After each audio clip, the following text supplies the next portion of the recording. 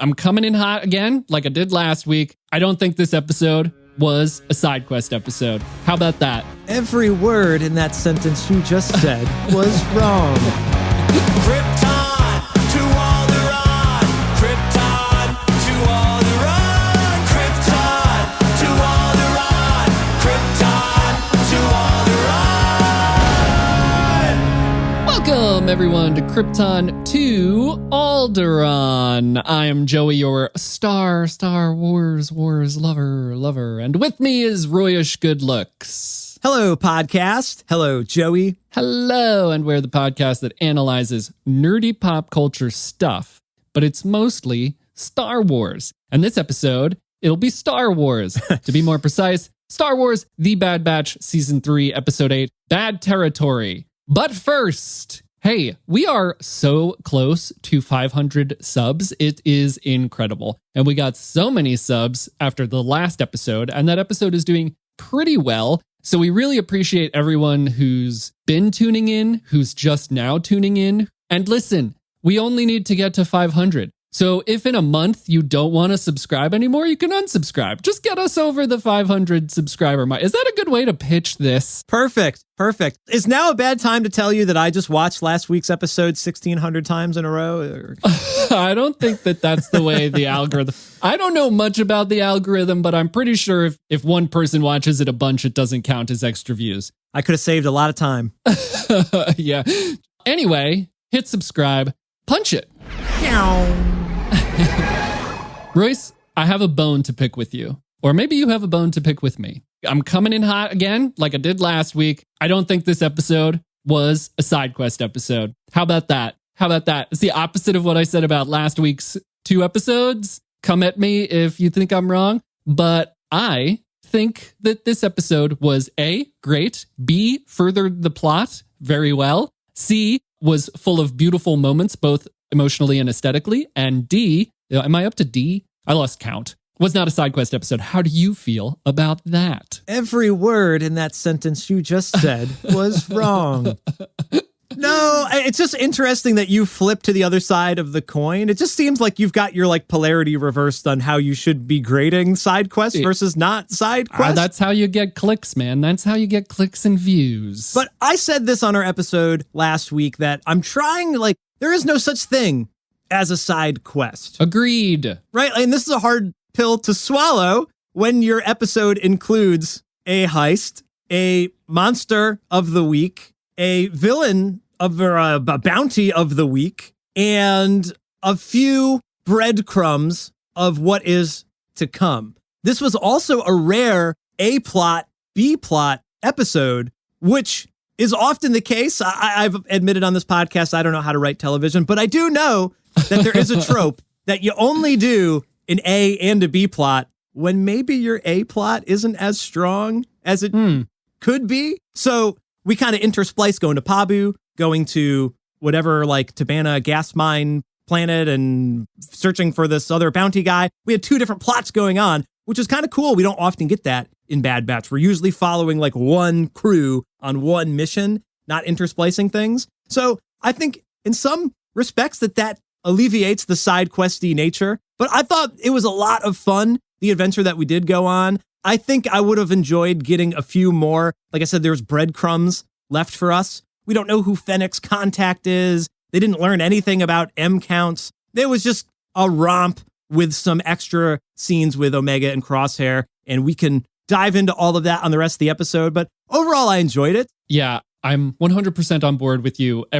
Most of the things you just said. I had a lot of fun this episode. It's what we talked about before this season started. We were kind of asking the question, are we going to get to have fun this season? Yeah. It's the final season. There's lots of juicy, meaty stakes out there, and we have to wrap up a lot of stuff. We asked the question, are we going to have any fun? This episode I thought was very fun while also being very emotional and heartwarming in those B-plot moments, which we will get into. I also we knew this was coming from the trailer. I enjoyed getting to see Fennec Shand. Ming-Na Wen does a great job in both voice acting the character and live action acting the character. Something I really appreciate about this character and characters like this is that the voice actor just remains so calm. There was one moment where they were like fighting the alligators where she was kind of yelling, which I also really liked. Like it was cool seeing her get like worked up about stuff. But when they're like at the cantina or whatever that is on that cool looking spaceport, she's just very like cool, calm, collected boss woman, boss bounty hunter. I was kind of soothed by her presence and the voice acting, which is weird because it was like not a soothing environment at all. And she's not really maybe supposed to be that soothing of a character, but I did like getting to see her again. I was excited to have more of that character. I think it fit in pretty well. And it made sense for them to go back to her. I really dug that like Omega was the one who was like, well, what about Fennec? And I also really like that like multiple times this episode, Crosshair was like, who? You've been out of the loop, dude. So that was cool to see. But let me know how you feel about this. But it's also, imagine if one time I said, don't let me know how you feel about I'm just going to throw something out there and I don't want to hear anything. Do not respond. She seems like such a different, I mean, characters grow and develop and stuff, but she seems like such a different character here than she does in like the Book of Boba Fett when we really pick back up with her, which I also like appreciate the character journey and maybe we'll see that journey, but it just feels so, she feels just so different to me here than she does in Book of Boba Fett. They're portraying her as this boss lady and she's commanding the presence there. She's telling the Greedo character, like, get out of here, no more deal. And she's running the whole show and she's bossing around Wrecker and Hunter and they have a lot of playful back and forth. But yeah, this is Fennec's show. You're working for me. You're not working with me. I love that. For me. Yeah. When she puts her cup down, when she's done drinking and she's like, I'm keeping all of the money. And she finishes her drink for that. I love those moments there. Like she's in charge. I was trying to connect this to Book of Boba Fett, but I've seen that show like 2 times through. And the second time through was like Kai Patterson's re-edit of it. So I haven't given Boba Fett enough time really, but there's a character development there that I think we have to spend more time with because I don't totally connect them. There was some interesting moments where Fennec says like, I'm all about the money, baby. And Hunter's like, well, we're not all about the money. And she says, well, that's because you don't have any. And Hunter and Wrecker, like they have a family, right? And then in Book of Boba Fett, like that whole show was like Boba Fett wanting his tribe back to develop a family. But Fennec was, I think in that series, still kind of obsessed with like, we're rich and powerful. We can do whatever we want. Yeah, there's more time to spend with her. I don't know how I feel about Fennec yet. I was literally going to ask you, like, do we even like Fennec?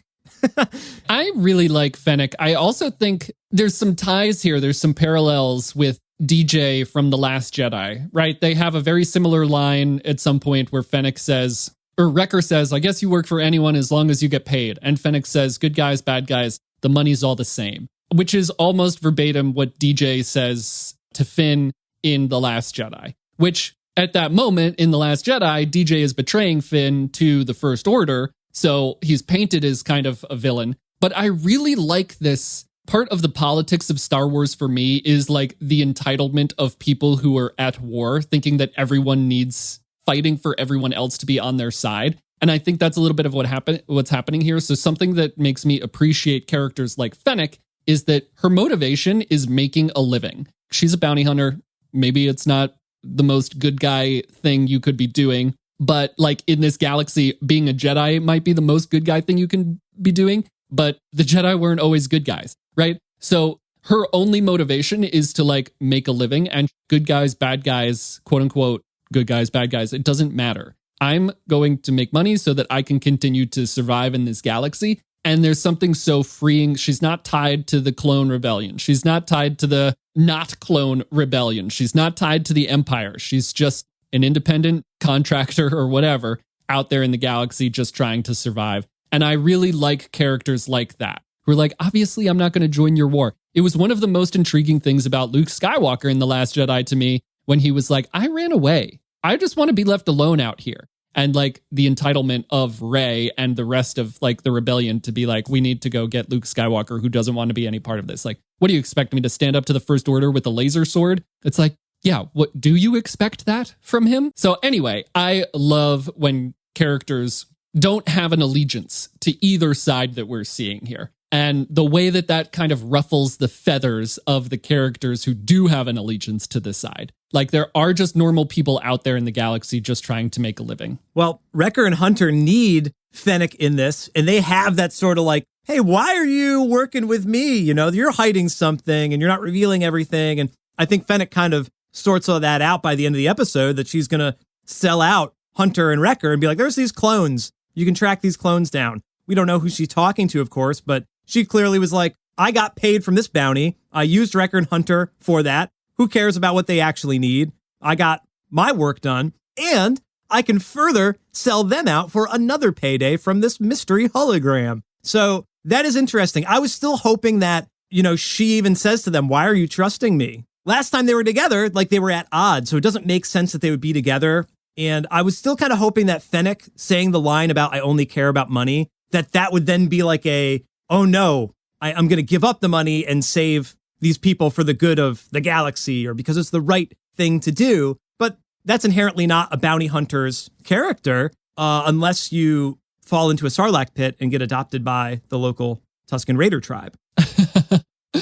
Which only happens a very specific amount of times. The TLDR there is that I like Fennec. But how do you feel about this betrayal at the end? Are you just I don't know if that's a good point, because I don't know if it was a betrayal. We don't really know. It seems like you're still just believing in the ambiguity that she's not really a bad guy. She's not really a good guy. She's in it for herself, but that maybe that scene isn't foreshadowing the worst outcome, that we'll meet a new character from that, whoever it is, unless it just happens to be Hemlock, in which case they could have just shown him. Why would you hide that? We know that Hemlock is after Omega. We know that Hemlock said, you know, use every available asset to find her, which in the past has meant bounty hunters. That's the same language that they've used in this show in the past to talk about bounty hunters. That was Fee's point in the beginning of this episode, right? There are class 1 bounty hunters bringing in M-count people to the Empire. We know what the M-count is. No one else has an idea what the M-count is. Why wouldn't they have just shown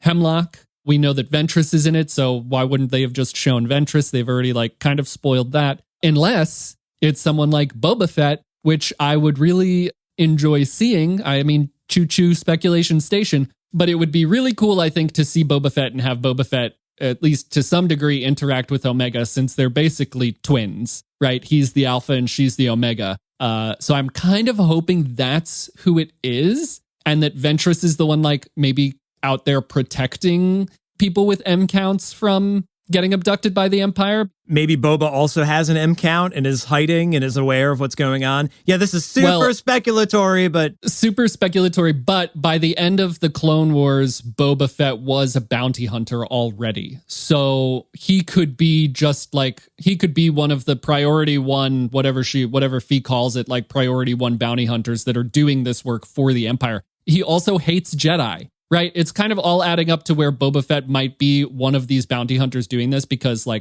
Jedi cut his dad's head off.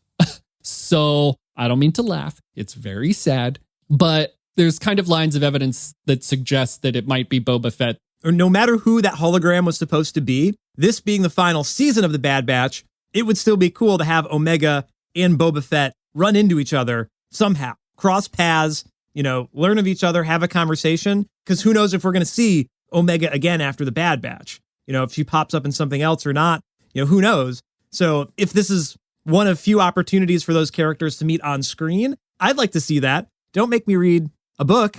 Oh, put that on screen. Read the book. Nah, she'll show up in Book of Boba Fett 2, which is worse than reading a book. Having to watch Book of Boba Fett is kind of worse. That's my maybe tepid take on the Book of Boba Fett at this point. Shots fired. Sorry. Either way, I'm excited at the prospect of what happens next. I kind of really wish, I don't even know what this is, if it's entitlement or something else on my behalf, but I just really wish that this one was the 2-parter. We leave off on such a kind of cliffhanger at the end of this episode, and they've already spoiled Ventress. So if we know the path that the Bad Batch are on now with finding bounty hunters that are tracking down the M-count, whatever M-count havers in the galaxy. So I'm pretty sure, and I think next week's episode is called Harbinger or Harpy or something, which is going to be Ventress. And I really just wish that this was a 2-part episode so that we could just kind of jump right into that and then have something surprising that they haven't spoiled in the trailer at the end of next episode. We also know from the trailer that Cad Bane is coming back. So he is probably one of the bounty hunters that's out there looking for M-count havers as well. We're going to have a good old bounty hunter reunion. Yeah. Bounty hunting is a dangerous profession.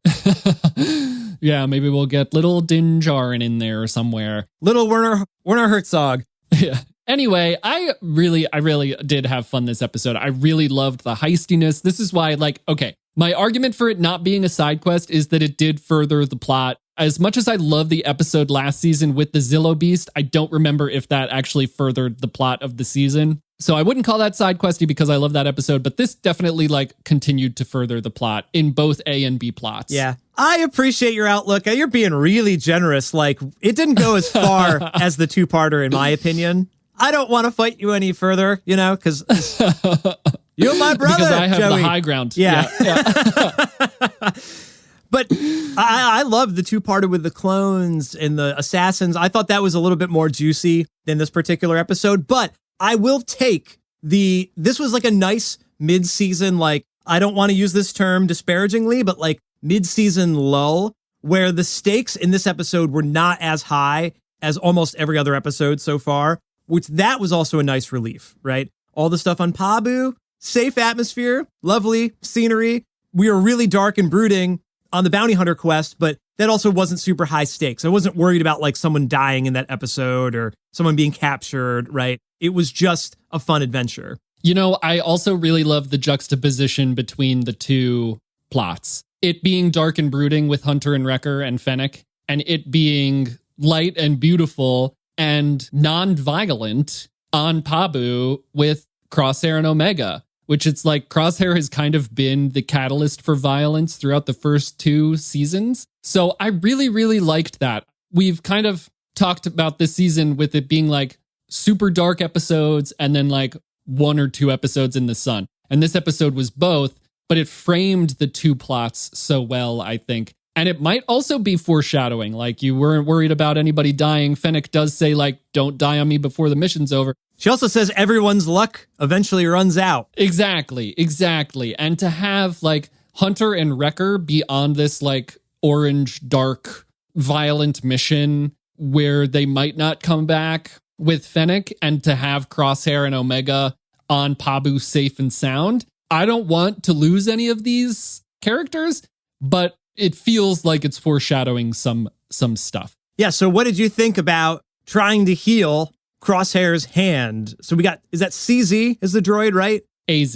AZ is the medical droid and is somehow scanning Crosshair's hand, and he's like, oh, there's nothing actually wrong with it. It's all in your head. So if anyone has watched my speculation video on this Crosshair being a clone of the real Crosshair, to be clear, I really don't want that to be the case. I mean, the bottom line is that this tremor has got me feeling like something's wrong with him. And he even says, it's not in my head. Maybe it is psychosomatic. I really love that they're treating this like a psychosomatic thing. We have no idea what he went through on Tantus. We've seen scenes of him on an exam table getting injected with some stuff. And then, obviously him going into that re-education facility. So they both have physically and maybe mentally traumatized Crosshair in some way on Tantus. So we're seeing the fallout from that. And I hope that that's what this tremor is. And it's not actually that he's a clone of the original Crosshair. Having AZ say that, and then Crosshair's reaction, immediate knee-jerk reaction, is just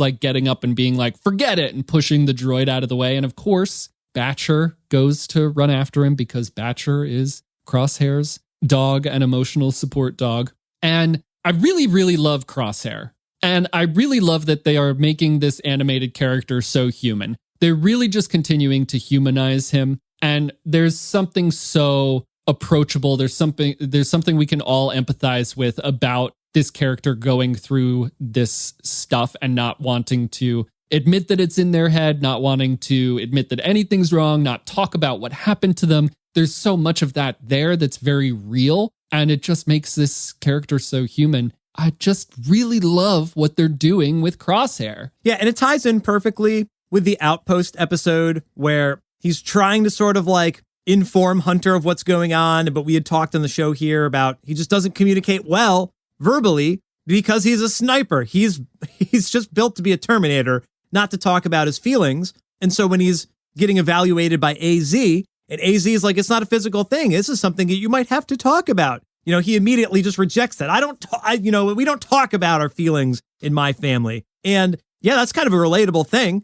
He's a soldier. He's just going to internalize it. I'm not here to talk about my feelings. I'm supposed to be a stone cold killer. But again, you mentioned juxtaposition with this A and this B plot. Crosshair and Omega, it's the perfect juxtaposition. She loves talking about her feelings. We should do the right thing because that makes me feel good inside. We should make these people feel good about themselves. Let's spread some hope and love throughout the galaxy. And Omega tells Crosshair, like, you don't like anything. And he says, true.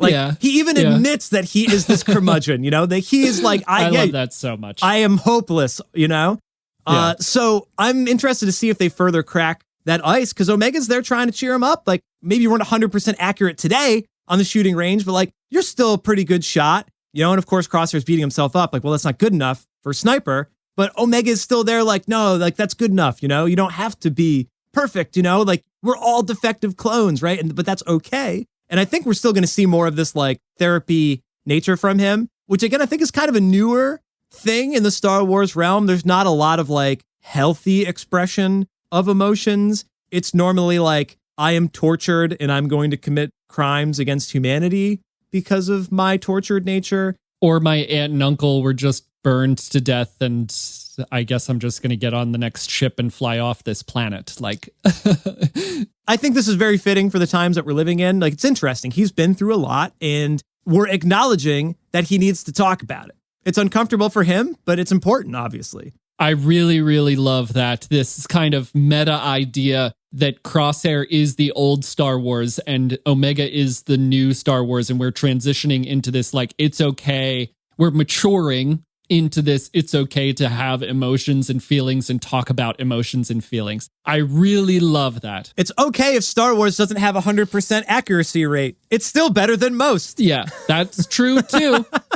But we're getting like more healthy conversations within pop culture, which is something that I advocate for a lot. The responsibility of pop culture to like normalize this more healthy stuff. And also like maybe making Star Wars more mature in that way. I love that take. I also really love what you said. We're all defective clones and that's okay. I would buy a Bad Batch poster that said that on it. Maybe I'll make one. Yeah, when they're down at the beach having that conversation, she like hops up on the rock and says like, maybe AZ is right. Maybe it's just based on what they did to you. And I have an idea on how to fix it. He says, I'm not going to like it, am I? And she goes, you don't like anything. And as soon as he says true, Batcher like nuzzles up against him. As soon as he says true, they are perfect. Those three characters are the most perfect characters in all of Star Wars. I will hear nothing else. I'm so glad they got some more time together in this episode. And he cracks a little bit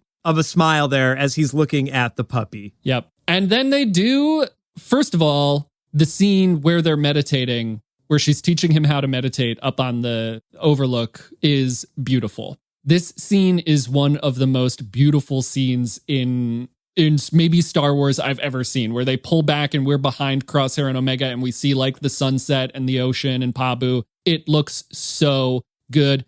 There's a lot to unpack there. There's a lot of stuff going on. She's teaching him how to meditate. They have that really delicate, very human, lovely moment where she like turns over his hand and opens his palm. It's just a beautiful moment. I think we also get a little bit of, yes, Crosshair went through stuff on Tantus. Hemlock put him through some traumatizing stuff. But part of what is going on here is also Crosshair's regret for the way he's treated his brothers and his sister and the things he's missed out on. He says, where did you learn to do this? And she says, from my friend Gunji. And by the way, if Gunji gets captured in this M-count search thing, I'll break my TV. She says, I learned it from Gunji, my friend Gunji, and the other Wookiees on Kashyyyk. And he says, you went to Kashyyyk? And D. Bradley Baker, wonderful on delivering those lines. And she says, yeah, you missed a lot. And he goes, I know. And so in that moment,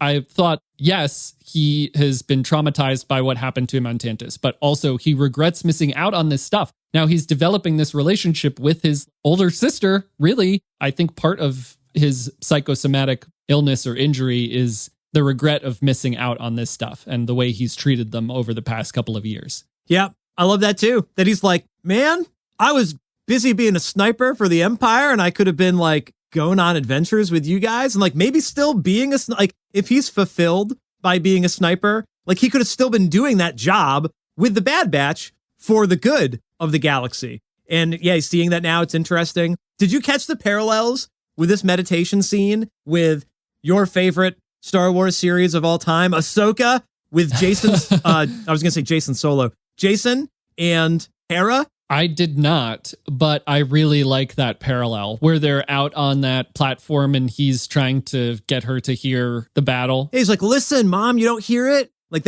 I was getting kind of some parallels with that where Omega's tapping into the meditation and Crosshair's like, this is dumb. And she's like, no, just like sit here, center yourself. So I thought that was cool. I do really love that parallel. And I love kind of the other poetry moments we've gotten in this episode, like we've talked about with The Last Jedi and stuff. What I also think is super important is that at this point, Crosshair he's not trying to get away from this. He like stormed off when AZ said, maybe when AZ implied that it might be in his head. He stormed off. By the end of the episode, he's sitting there with Omega. He's really not like, this is stupid. He's like accepting because of her leadership. Again, we talked a few episodes ago about how I believe that he believes she is the leader. She is the superior officer. And because she's guiding him through this, he's not like getting up and storming away. He's not like, this is dumb. This isn't going to work, which is also very tropey and very Star Warsy. Like, oh, I don't have time for this. I don't have time to learn. I just need to go save my friends, right? Like that's usually what it is. But he's like, oh, she says this will work and I trust her. And when they're on the rock down by the ocean, we get Omega's theme infecting. We have said like Omega is infecting Crosshair. She is infecting the galaxy with good. And at that moment, her theme creeps in from the sides. And after that, he's 100% on board with everything that happens next. This is a beautiful show, everyone. This show is incredible. Yeah. No, you're right. He wasn't fighting it like, oh, this is dumb. I'm not into this. But I should restate, I think he was just kind of more like, this is uncomfortable for me, but you're walking me through it, So, Speculation Station. Choo-choo. She's got the M count. Yeah. She mentioned Gunji. I learned this technique from my Jedi friend. Let's try it. Like, I'm really surprised. I think we brought this up maybe once in the past. Hey, maybe Omega's force sensitive. Who knows? Like, before we had any confirmation that she has an M count. I haven't listened to a ton of podcasts reviewing The Bad Batch. I've been watching Star Wars Explained to listen to one or two, thank the makers. But I don't know if this is a theory that's floating around. Like, she's meditating, just like Jason and Hera. Like, is Hera tapping into the Force there? Like, we were maybe she is. So is Omega going to be doing that? Is Crosshair going to tap into the Force and heal his hand? Who knows? Do you have thoughts on that? Well, it was a very prominent theory and a very prominent conversation throughout the first season and a little bit into the second season, right? In the first season, she picks up in one of the first episodes, she picks up a blaster and like nails it. Like she shoots one of the stormtroopers right away, so there was a lot of like, does she? And we see in this season that she has the genetic marker that allows for a successful transfer of the M count without degradation. I pushed my glasses up as I said that. But I don't think that means she necessarily has an M count itself. I would not, it's not going to impact my relationship with the show either way. What I love about Ahsoka, what I love that Ahsoka, the show, did was say, like, we're all the Force, right? Anyone can tap into this. Sabine did a little bit of Darksaber training in Rebels. With trying enough and believing, she can tap into the Force because it's around us, it binds us, it flows through us, all that stuff. So after that, kind of redefining what that could look like, I would be on board with this happening, with Omega or anybody else. I also just love those teachings of the Jedi, the positive ones, going out and helping other people in the galaxy. There's so much about the prequel Jedi that wasn't good, but she is using this teaching that she got from Gunji, who was a youngling during the prequel era. She's using this teaching to better herself and to heal. And in that moment, when they're up on that ridge meditating, there's no music, there's no other sounds. It's extremely peaceful. I would go to bed tonight and listen to Omega guided meditation as I fell asleep with like Pabu and waves in the background and stuff. I love that she's taking these teachings and using them to heal and using them for good. And she's like passing them on to other people who aren't Jedi. I don't know how to speculate on that. I feel like they've really been setting us up to think that she has like an M count and can wield the Force, but we haven't seen it yet. And I would be fine with it going either way, honestly. As long as they make it out alive and live happily ever after on that damn island. Like, I've talked ad nauseum about how beautiful that moment was. Unfortunately, it's immediately like smash cut to Fennec back on her ship, either selling them out or not selling them out. Either way, it's very ominous. It rips us away from this beautiful moment on Pabu to put us back in that ship with Fennec. Ominous music, ominous tone. We don't know which direction it's going. And so that felt very icky to me. I didn't like it. I'm just realizing now, Joey, that yes, we've already stated on average, a lot of times the Bad Batch episodes end on these downer moments, these endings, even though this might be a little ambiguous. But man, we couldn't have ended with Crosshair and Omega meditating. We obviously left it on a sort of cliffhanger-y like mystery that helps you come back next week. But who is watching the Bad Batch that's like, oh, you know what? I'm good after this. Yeah. I don't know if there's a lot of Bad Batch people that are wishy-washy as to whether they're in or not. Maybe there's some people that if I get one more Monster of the Week, I'm out. But man, I would have loved to just fade out on that sunset. Like, why can't we end on the happy ending? Maybe we're just saving that for the end of the season. Maybe that's just not how we format any of the Bad Batch episodes, that this goes against the style guide to end happy. But I'm with you. I would love for a happy ending, but why can't we have it now? Yeah. No, this is exactly what we said in that other, when we coined the phrase, endings, right? Like, Kiner, again, like rips us out of the peaceful serenity of Pabu and meditation to give us the ominous background music going on when we're hearing Fennec talk to whoever she's talking to. And it just wasn't nice. It just was not a nice moment. We'd still have the mystery. Even if we didn't return for that last scene, we still need to hear from Fennec. So we don't even need to see Fennec again. We just need to see this mystery person, really. Yep. Yeah, we'll find out next week. Next time I watch, I'll just stop right there. Stop it one scene early. Exactly. All right, listeners, let's keep this conversation going. We would love to hear what you thought about this episode of The Bad Batch and our podcast here. Leave your comments if you're listening here on YouTube, and make sure to hit subscribe. Help us get to this 500 subscriber mark. Maybe we've already hit it by now. If so, help us get even further. And make sure to tune in next week for more nerdy pop culture, but mostly Star Wars. We'd love to have you back. Thank you for listening to the show today. I've been Royce. I've been Crosshair. And we've been Krypton to Alderaan. You know what? We're all just defective clones, and that's okay.